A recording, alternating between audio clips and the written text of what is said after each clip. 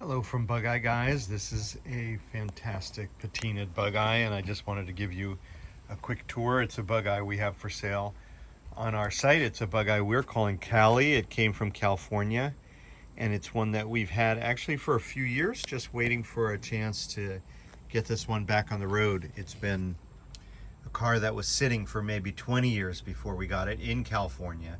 And we did some interior restoration, new seats and foam, new door pockets and door liners, and we cleaned up the car quite a bit. It had been sitting for a long time, new vinyl covering here, but we left a lot of the patina, although we did put in a new carpet set and new pedal pads.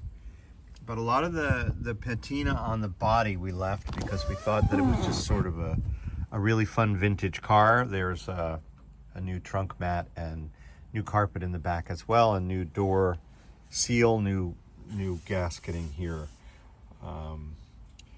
But what I think is really special about this car is that I was just out bombing around in it, and it's in some ways it kind of captures the raw essence of what a Bugeye is supposed to be. You know, we build these amazing machines that are all done up and have superchargers or 5 speeds, and this is actually a 1275 4-speed car, so it's got plenty of power, plenty of pep, and the gearbox is great.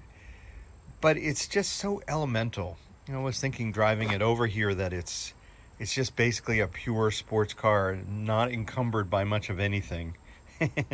and that's what makes it so much fun. I just, it takes me back to a simpler time. My own car, Gumby, when I had it in the 80s, and I was driving it around a lot and going to work and whatnot.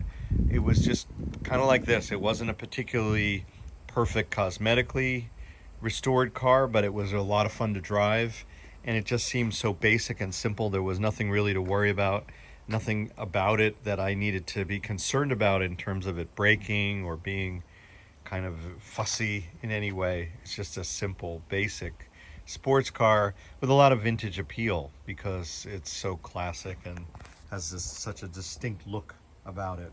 So if you like patinaed cars, I mean, this one was white and then it got repainted this slightly orange red, and so again, it's not really the car for someone who just wants one that's perfect or recently painted, but it's a very solid car, although there is some surface rusting along here, the car, and a little bit of blistering here on the A pillar.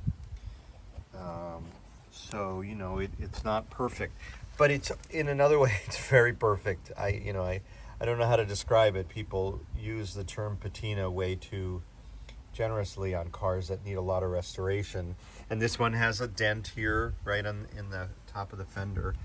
But if you're somebody who's just really into that kind of weathered old sports car, then this is a car really seriously worth considering because it's just kind of perfect exactly how it is. And that's not for everyone, but for those people who are really looking for that, this is one of those rare opportunities. There's another dent here. So we've made it into a really fun driving vintage sports car, and I think we've accomplished the job nicely. It's great to drive, and I'll give you a quick tour under the hood next. Under the hood on this car, Callie, you see a bunch of the new things that we've installed. Of course, there's a spin-on oil filter already, and really a nice asset is this 1275 engine. So at some point, somebody pulled the engine and put in this 1275 and rib case transmission, which is from a later Sprite or Midget, and that's just fine by me. It gives the car more power, and it's not original, but it is so common on Bugeyes that it's something a lot of people ask us for. We have a new fuse box with some glass fuses, and also a new oil pressure gauge line in the center of your screen. That's a weak link, but we've replaced all that so that it will be no longer a vulnerability. There's a recent temperature gauge was installed by someone, a new heater valve there in the center of your screen as well. And it looks like we also may have put in a new brake line that leads to this union here where the brake light switch is. So that was something that was corroded that's been replaced. The car has a later radiator core. That's from a recore job that was done at some point, maybe when the engine was changed.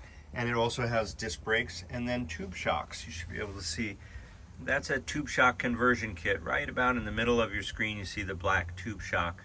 And that's something that we have mixed feelings about. It's very stiff. I don't love the ride quality from it. I like the softer lever shocks.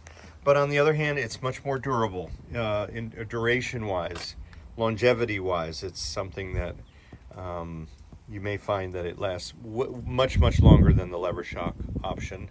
And then there's a new master cylinder as well, and we'll put some air filters on there today, in fact, and a new fuel filter and some new fuel lines.